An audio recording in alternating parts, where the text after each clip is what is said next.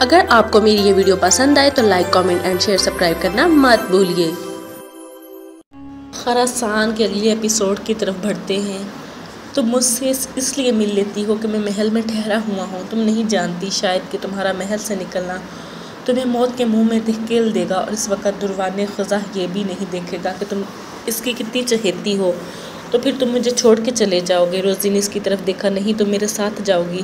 اس بار اردو کے لہجے میں اعتماد تھا، لیکن خود محل سے باہر نہیں نکلو گی، بلکہ میں اور میرے ساتھی تمہیں اغوا کریں گے۔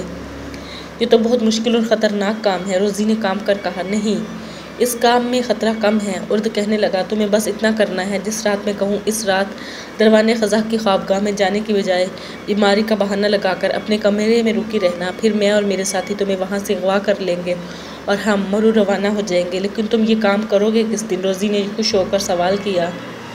جس دن ہم مرو روانہ ہوں گے، اس سے اگلے دن تو بیماری کا بہانہ کرو گی اور اسی رات تمہیں اغوا کر لیا جائے گا۔ ارد نے جواب دیا تو روزی ہنسنے لگی۔ وہ اب مطمئن تھی اور کچھ دیر بعد ارد کے پاس چلی گئی۔ کچھ دنوں بعد شاہزر مرو کی طرف جا رہے تھے۔ ارد نے دروان خزاں سے مرو جانے کی اجازت لے لی تھی اور اسے بتا دیا تھا کہ اس کے ساتھ صرف ایک آدمی جائے گا۔ اب انہیں مرو روانہ ہوتے دوسرا دن تھا۔ رات کا دوسرا پہر تھا، ہر طرف خاموشی چھائی ہوئی تھی۔ دروان خزاں کا محل تاریکی میں ڈوبا ہوا تھا، البتہ راہداریوں میں مدھم سی روشنی پھیلی تھی۔ محل میں اگر کوئی جاگ رہا تھا تو وہ محل کے محافظ تھے۔ ہر چیز پرسکون تھی۔ اسی وقت ایک راہداری میں دو سائے نمودار ہوئے۔ یہ جو بھی تھے محل کی چھت کی طرف سے آئے تھے۔ انہوں نے کچھ دیر راہداری میں ٹھہر کر آہستہ آہستہ ایک طرف جانا شروع کیا۔ ایک نے دوسرے کے کان میں سرگوشی کی، شاہزر میرے پیچھے پیچھے رہنا، اور شاہزر نے سر کے اشارے سے اسے یقین دلایا کہ وہ اس کی ہدایات پر عمل کرے گا۔ یہ ارد اور شاہزر تھے جو روزی کو محل سے اغوا کرنے آئے تھے، اور چونکہ محل کے کونے کونے سے واقف تھا، اس لیے وہ اس راستے پر چل دیا جو دروان خزاں کے حرم کی طرف جاتا تھا۔ اگرچہ اس کی رفتار اب بڑھ چکی تھی، لیکن اس نے احتیاط کا دامن ہاتھ سے نہیں جانے دیا تھا۔ شاہزر اس کے پیچھے تھا۔ ایک موڑ مڑتے ہی وہ کھٹکا اور تیزی سے واپس مڑ گیا۔ موڑ مڑ کر جو راہداری آتی تھی، اس میں ایک محافظ پہرا دے رہا تھا۔ یہ ارد کی خوش قسمتی تھی کہ جب وہ مڑا، اس وقت پہرے دار کا منہ دوسری طرف تھا۔ دونوں دیوار سے لگے پہرے دار کی واپسی کا انتظار کرنے لگے۔ ارد کو امید تھی کہ واپسی پر پہرے دار راہداری کے اس موڑ تک ضرور آئے گا، اور پھر ارد کے اندازے کے عین مطابق ہوا۔ جو ہی وہ پہرے دار راہداری کے موڑ پر پہنچا، ارد نے پیچھے سے اسے پکڑ لیا اور پھر ایک زوردار ہاتھ اس کی گردن پر مارا، جس سے وہ بے ہوش ہو گیا، اور جانتا تھا کہ اب یہ صبح سے پہلے ہوش میں نہیں آئے گا۔ اسے بے ہوش کرنے کے بعد ارد نے شاہزر کا ہاتھ پکڑا اور اس کے ایک طرف لے چلا۔ اب وہ پہلے سے زیادہ محتاط تھا۔ آگے ایک اور موڑ آیا۔ سامنے سے راستہ بند تھا، لیکن اس سے دائیں بائیں راستہ جاتا تھا۔ اس موڑ پر رک کر ارد نے دائیں بائیں دیکھا۔ بائیں طرف تو راستہ تھا، لیکن دائیں طرف جانے والی راہداری سے کچھ آگے جا کر ایک اور راستہ نکلتا تھا، جس راہداری کے متوازی تھا جس میں اس وقت وہ دونوں کھڑے تھے۔ اس راہداری میں ایک پہرے دار پہرا دے رہا تھا۔ وہ پہرے دار کو اس طرح نظر آ گیا کہ اس وقت وہ راہداری کے کونے سے واپس مڑ رہا تھا۔ جو ہی وہ واپس مڑا اور شاہزر تیزی سے لیکن دبے پاؤں آگے بڑھ گئے، اور جب وہ اس موڑ سے گزرے تو پہرے دار کا منہ دوسری طرف تھا۔ کچھ آگے جا کر ارد نے ایک کمرے کا دروازہ آہستہ سے کھٹکھٹایا۔ کچھ دیر بعد دروازہ کھل گیا۔ دروازہ کھولنے والی کوئی اور نہیں، روزی تھی۔ جو ہی دروازہ کھلا تو وہ دونوں اندر داخل ہو گئے اور دروازہ اندر سے بند کر دیا۔ ارد نے روزی کو خاموش رہنے کا اشارہ کیا اور کمرے سے ڈھونڈ کر ایک جگہ روزی کے سر پر ڈال دیا۔ وہ تینوں وہاں سے نکلے اور پھر وہ محل سے بھی نکل گئے۔ اب ان تینوں کا رخ مرو کی طرف تھا۔ جب بے ہوش ہوئے پہرے دار کو ہوش آیا تو رات کی سیاہی ڈھل رہی تھی۔ وہ بھاگا بھاگا پہرے داروں کے کماندار کے پاس گیا، اسے بتایا کہ محل میں کوئی گڑبڑ لگتی ہے۔ اس کے بعد اس نے یہ بھی بیان کر دیا کہ وہ کیسے بے ہوش ہوا۔ اسے یہ تو معلوم نہیں تھا کہ اسے کس نے بے ہوش کیا، بس اتنا معلوم ہے کہ وہ پہرا دیتا ہوا راہداری کے موڑ پر پہنچا جب کسی نے پیچھے سے اس کو گردن سے پکڑ لیا، اور پھر ایک زوردار ہاتھ اس کی گردن پر لگا اور اس کا ذہن تاریک ہوتا چلا گیا۔ یہ واقعات سن کر پہرے داروں کے کماندر نے محافظ دستے کے سپاہیوں کو محل میں ادھر ادھر دوڑا دیا۔ وہ معلوم کرنا چاہتا تھا کہ محل میں کوئی بات خلاف معمول تو نہیں۔ سپاہیوں کو حکم دینے کے بعد وہ سیدھا دروان خزاں کی خوابگاہ کی طرف گیا۔ اس کے خیال میں اس واقعے کی اطلاع دروان خزاں کو دینا ضروری تھی۔ اس وقت اسے اٹھایا گیا۔ وہ اتنی جلدی اٹھائے جانے پر غصے میں آ گیا، لیکن جب اسے موت حال کا پتہ چلا، صورتحال کا، تو اس کا غصہ ہوا ہو گیا اور اس کی جگہ پریشانی نے لے لی۔ وہ فوراً بستر سے نکل آیا اور کمرے میں ٹہلنے لگا۔ علی جا کماندار کہہ رہا تھا میں نے محافظوں کو محل کی تلاشی کے لیے بھیج دیا ہے، اگر کوئی گڑبڑ ہوئی تو اطلاع مل جائے گی۔ وہ بھی کہہ رہا تھا کہ اطلاع آ گئی ہے۔ اطلاع یہ تھی کہ روزی کے کمرے کا دروازہ کھلا ہوا تھا اور وہ کمرے اور محل میں کہیں نہیں تھی۔ اس اطلاع نے تو دروان خزاں کو مزید پریشان کر دیا۔ اس نے تمام شہر میں سپاہی دوڑا دیے۔ شام تک جب اس کا سراغ نہ ملا تو دروان خزاں نے اس کی تلاش بند کروا دی۔ اس نے اس حقیقت کو قبول کر لیا تھا کہ روزی اس شہر میں نہیں ہے، اور وہ اس شہر میں تھی بھی نہیں۔ وہ وہاں سے کئی میل دور اور شاہزر کے ساتھ ساتھ مرو کی طرف جا رہی تھی۔ وہ ساری رات اور سارا دن چلتے رہے تھے اور اب بخارا سے کافی دور نکل آئے تھے۔ جب انہیں اطمینان ہو گیا کہ اب انہیں کوئی نہیں پکڑ سکتا تو انہوں نے پڑاؤ کر لیا۔ سارے دن اور ساری رات کے تھکے ہوئے تھے، اس لیے کھانا کھا کر سو گئے۔ انہیں اپنے ارد گرد کا بھی ہوش نہ رہا تھا۔ رات کے پچھلے پہر وہ اٹھے اور دوبارہ سفر شروع کر دیا۔ اسی طرح سفر کرتے ہوئے 1.5 ہفتے میں وہ مرو پہنچ گئے۔ ارد نے ایک سرائے میں کمرہ کرائے پر لیا اور تینوں وہیں مقیم ہو گئے۔ ان لوگوں کا ارادہ یہ تھا کہ قتیبہ کے معمولات جاننے کے بعد اسے قتل کر دیا جائے اور مرو سے نکل جائیں۔ وہ اپنا کام جلد از جلد کرنا چاہتے تھے، لیکن چونکہ تینوں سفر کے تھکے ہوئے تھے اس لیے 2-3 دن تو انہوں نے سفر کی تھکاوٹ اتارنے کا فیصلہ کیا۔ اس کے بعد وہ کوئی اور کام بھی کرنا چاہتے تھے۔ بیکند کے گورنر کی بیٹی بھی مسلمان فوج کے ساتھ مرو آ گئی تھی۔ مرو پہنچ کر اس نے اسلام قبول کر لیا تھا اور اس کی شادی ایک مسلمان مرد سے کروا دی گئی تھی۔ اس کا اسلامی نام سلمہ رکھا گیا۔ سلمہ کا خاوند قتیبہ کی فوج میں ایک کمانداری کے عہدے کا شخص تھا۔ وہ بصرہ سے قتیبہ کے ساتھ آیا تھا، اس لیے وہ قتیبہ کے قریبی دوستوں میں سے تھا۔ اس کا نام عبید اللہ تھا۔ شادی سے پہلے عبید اللہ فوجی بیرکوں میں رہتا تھا، لیکن شادی کے بعد اس نے ایک علیحدہ مکان لے لیا تھا۔ ان کے پڑوس میں ایک بوڑھی عورت بھی رہتی تھی۔ وہ بیچاری اس دنیا میں تنہا تھی۔ سلمہ گھر کے کام کاج سے فارغ ہو کر اس کی طرف چلی جاتی تھی اور کام کاج میں اس کا ہاتھ بٹاتی تھی۔ وہ عورت سلمہ کو اپنی بیٹیوں کی طرح چاہتی تھی۔ اسے معلوم تھا کہ سلمہ نو مسلم تھی اور اپنا گھر پر چھوڑ کر مرو آئی ہے، اس لیے ان کی کوشش ہوتی تھی کہ ہر طرح سے سلمہ کا خیال رکھے۔ اس کے علاوہ وہ سلمہ کو قرآن بھی پڑھاتی تھی اور ساتھ ساتھ احادیث کی تعلیم بھی دیتی تھی۔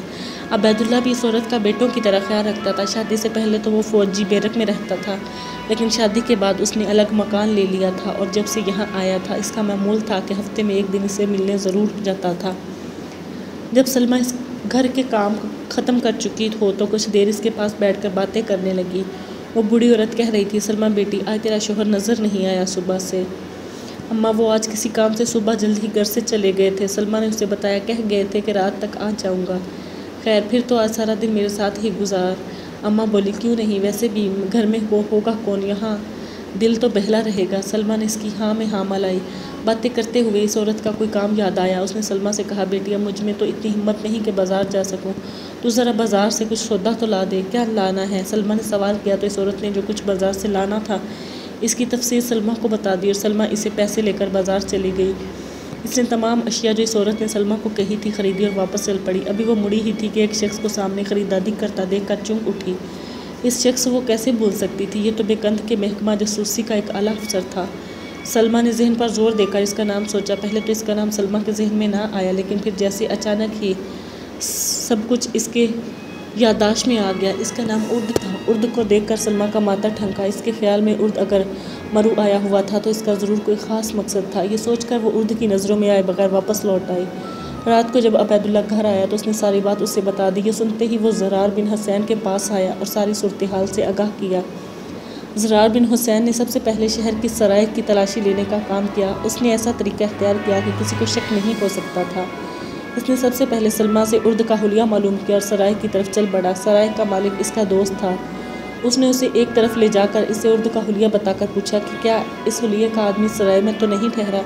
سرائے کے مالک نے کچھ سوچ کر جواب دیا، ابن حسین، بالکل، اس حلیے کا ایک آدمی واقعی میری سرائے میں ٹھہرا ہوا ہے۔ کیا وہ اکیلا ہے؟ زرار بن حسین نے اس سے پھر سوال کیا۔ نہیں، میرے علم کے مطابق اس کے ساتھ ایک عورت اور ایک مرد بھی ہے۔ سرائے کے مالک نے اسے جواب دیا۔ اس کا جواب سن کر زرار بن حسین نے سر ہلا دیا اور وہاں سے چلا آیا۔ اس نے چلتے سرائے کے مالک سے کہہ دیا کہ وہ اس ملاقات کا ذکر کسی سے نہ کرے۔ اس کا جواب سن کر زرار بن حسین نے سر ہلا دیا۔ واپس آ کر زرار بن حسین نے ساری صورتحال سے عبید اللہ کو آگاہ کیا جو پہلے ہی اس کے انتظار میں تھا۔ کیا معلوم سلمہ کا شک بے بنیاد ہو؟ زرار بن حسین نے عبید اللہ سے کہا۔ حسین کے بیٹے، وہ بولا، اگر اس کا شک غلط بھی ہے تب بھی ہم احتیاطاً ان لوگوں پر پرکھ لینا چاہیے، کہیں وہ بے خبری میں ہمیں نقصان نہ پہنچا جائے۔ اگر وہ شخص واقعی بیکند کے محکمہ جاسوسی کا اعلیٰ افسر ہے تو اس کی مرو میں موجودگی کسی خاص مقصد کے بغیر نہیں۔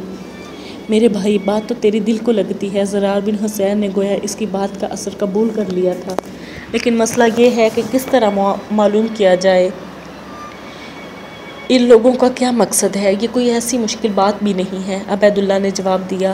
پہلے تو ان لوگوں کی نگرانی کا بندوبست کرو۔ نگرانی کسی ہوشیار آدمی سے کروانا۔ عبیداللہ نے اسے تنبیہ کی۔ وہ رکا نہیں، پھر کہتا چلا گیا، دوسرا کام خطرناک ضرور ہے، لیکن ہمیں یہ خطرہ مول لینا ہوگا۔ اس کے خاموش ہوتے ہی زرار بن حسین بولا، اب کہہ بھی دے کہ وہ کون سا خطرہ ہے جو ہمیں مول لینا پڑے گا۔ ہمیں یا ہم میں سے کسی ایک کو کسی نہ کسی طرح اس کمرے میں داخل ہونا ہوگا جس میں وہ قیام پذیر ہیں، لیکن اس طرح کہ انہیں خبر تک نہ ہو۔ اس طریقے سے ہم چھپ کر ان کی گفتگو سن سکتے ہیں، اس طریقے سے ہم اپنی مقصد تک پہنچ سکتے ہیں۔ اگر وہ کسی خاص مقصد سے مرو آئے ہیں تو یقیناً باتوں میں اس کا حوالہ ضرور دیں گے۔ بات تو تیری دل کو لگتی ہے، زرار بن حسین نے اسے کہا۔ اب رہا یہ مسئلہ کہ ان کے کمرے میں داخل کس طرح ہوا جائے تو اس کا حل میرے پاس ہے۔ عبیداللہ نے زرار بن حسین کی طرف اشارہ کر کے کہا، میرے پاس؟ زرار بن حسین حیران ہو کر بولا، ہاں تیرے پاس ابن حسین۔ عبیداللہ نے وضاحت کرتے ہوئے کہا، تو نے بھی بتایا تھا کہ سرائے کا مالک تیرے دوست ہے، کیا وہ اس وقت جب وہ تینوں کہیں جائیں ہمارے آدمی کو اندر داخل نہیں کروا سکتا؟ ہاں یہ کام تو ہو سکتا ہے۔ زرار بن حسین نے تعریفی نظروں سے اس کی طرف دیکھا اور بولا، لیکن اب مسئلہ یہ رہا کہ اس کام کے لیے کس آدمی کو منتخب کریں۔ منتخب کسے کرنا ہے؟ عبیداللہ بولا، میں یہ کام کرنے کو تیار ہوں۔ دیکھنا بھائی، زرار بن حسین نے اسے آگاہ کرتے ہوئے دیکھا، اس کام میں خطرہ بہت زیادہ ہے، فکر نہ کر ابن حسین۔ عبیداللہ نے اسے تسلی دیتے ہوئے کہا، ہم پہلے ہر خطرے سے نمٹنے کا انتظام کریں گے، اس کے بعد باقی کام کریں گے۔ اس کی یہ بات سن کر زرار بن حسین نے سر ہلا دیا۔ پہلے ایسا کر حسین کے بیٹے، عبیداللہ نے زرار بن حسین کو کہا، اپنی کسی عقل والے آدمی کو ان کی نگرانی پر بھیج دے۔ یہ سن کر زرار بن حسین عبیداللہ کو انتظار کرنے کا کہہ کر باہر چلا گیا۔ اس نے اپنے ایک بہت ہی خاص اور عقلمند آدمی کو ساتھ لیا اور دوبارہ سرائے کی طرف چل پڑا۔ سرائے میں پہنچ کر اس نے دوبارہ سرائے کے مالک سے ملاقات کی اور اس کا تعارف اپنے آدمی سے کروایا۔ اس نے سرائے کے مالک کو تمام صورتحال سے آگاہ کیا۔ وہ کہہ رہا تھا، یہ میرا بہت ہی خاص آدمی ہے، یہ ان تینوں کی نگرانی کرے گا اور تو؟ اس نے سرائے کے مالک کی طرف دیکھ کر کہا، جب وہ تینوں کہیں جائیں تو مجھے اطلاع دے گا۔ اس وقت میرا ایک آدمی ان کے کمرے میں چھپانا تیرا کام ہوگا، وہ آدمی تیری اطلاع پر مجھے مل جائے گا۔ یہ ساری باتیں ذہن میں بٹھا لے، یا یاد رکھنا کہ کوئی کوتاہی نہیں ہونی چاہیے، ہو سکتا ہے کہ یہ معاملہ بہت ہی خطرناک ہو۔ اس کی بات سن کر سرائے کے مالک نے سر ہلا دیا۔ چند اور ہدایات دینے کے بعد زرار بن حسین واپس آ گیا۔ عبیداللہ اس کی ہدایت کے مطابق ابھی تک اس کا انتظار کر رہا تھا۔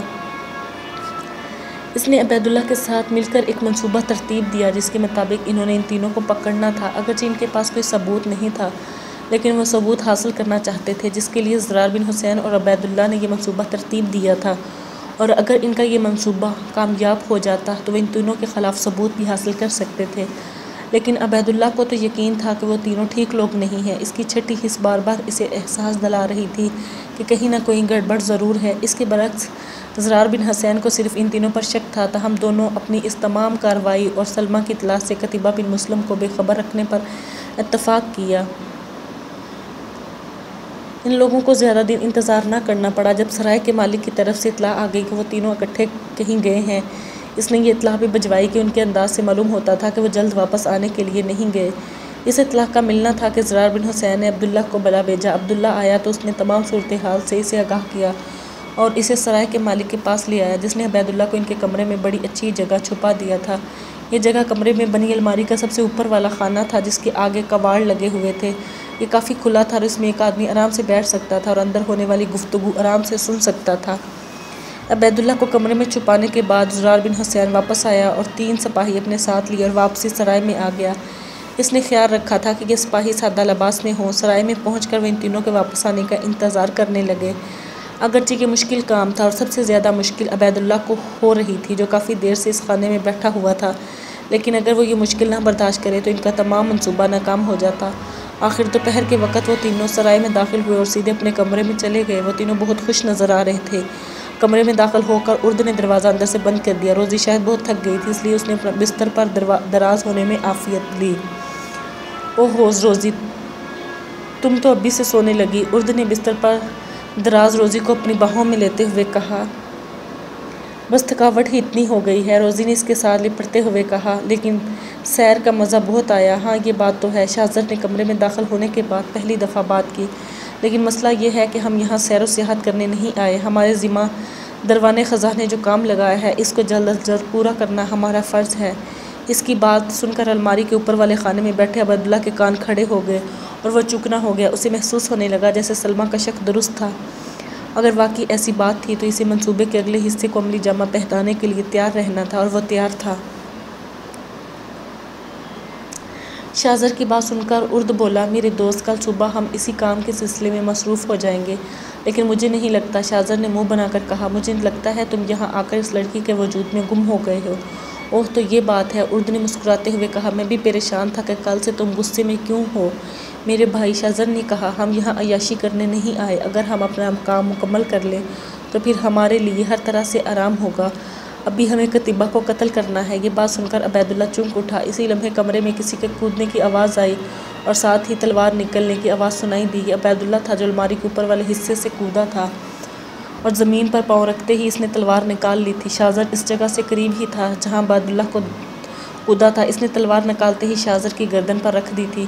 اس کے ساتھ ہی بولا، خبردار جو کوئی اپنی جگہ سے ہلا، ایسی صورت میں ہی تمہارے ساتھی کی زندگی کی ضمانت نہیں دے سکوں گا۔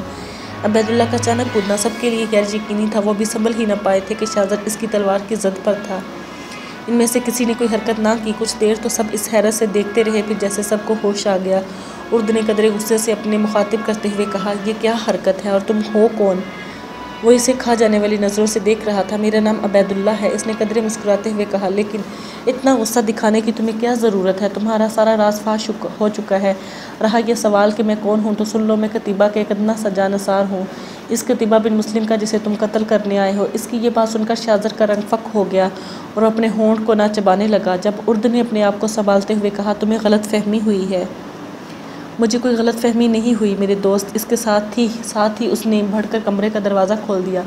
کمرے کا دروازہ کھلنے کی دیر تھی کہ زرار بن حسین اور اس کے تینوں سپاہی کمرے میں داخل ہو گئے اور تینوں کو گرفتار کر لیا۔ دراصل عبیداللہ اور زرار بن حسین نے مل کر یہ منصوبہ بنایا تھا کہ عبیداللہ کمرے میں چھپ کر ان لوگوں کی باتیں سنے گا اور زرار بن حسین کمرے کے باہر تینوں آدمیوں کے ساتھ موجود ہوگا۔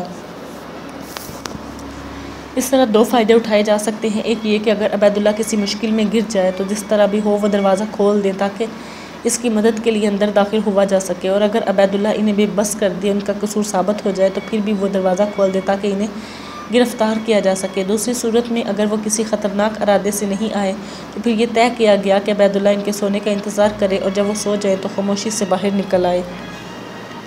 اب چونکہ ان کا ارادہ خطرناک تھا اس لیے انہیں گرفتار کر لیا گیا۔ عبیداللہ نے تمام صورتحال سے زرار بن حسین کو آگاہ کیا۔ وہ کہہ رہا تھا، اور ابن حسین، ان لوگوں کا ارادہ قتیبہ کو قتل کرنے کا تھا۔ یہ تو اللہ کا لاکھ شکر ہے کہ ان کی نیت کا ہمیں پتہ چل گیا، ورنہ بے خبری میں ہمیں بہت نقصان پہنچا جاتے۔ تو سچ کہتا ہے عبید، زرار بن حسین نے کہا، اگر یہ قتیبہ کو قتل کرنے میں کامیاب ہو جاتے تو ملت اسلامیہ کا بہت نقصان ہو جانا تھا۔ اللہ اسے اپنے حفظ و امان میں رکھے۔ یہ کہتے ہوئے زرار بن حسین کا لہجہ جذباتی ہو گیا۔ اس کے بعد زرار بن حسین ان تینوں کا ساتھ لے گیا اور پھر انہیں قتل کروا دیا۔ اس کے بعد اس نے قتیبہ کو اطلاع دی کہ وہ کیا کر کے آیا ہے۔ اللہ تجھے خوش رکھے ابن حسین، قتیبہ کہہ رہا تھا، لیکن کیا اس واقعے سے یہ یقین پختہ نہیں ہوتا، موت اور زندگی اللہ کے ہاتھ میں ہے، تو فکر نہ کر۔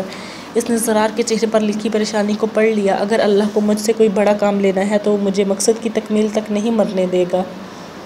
تو بے فکر رہ اور جا کر آرام کر۔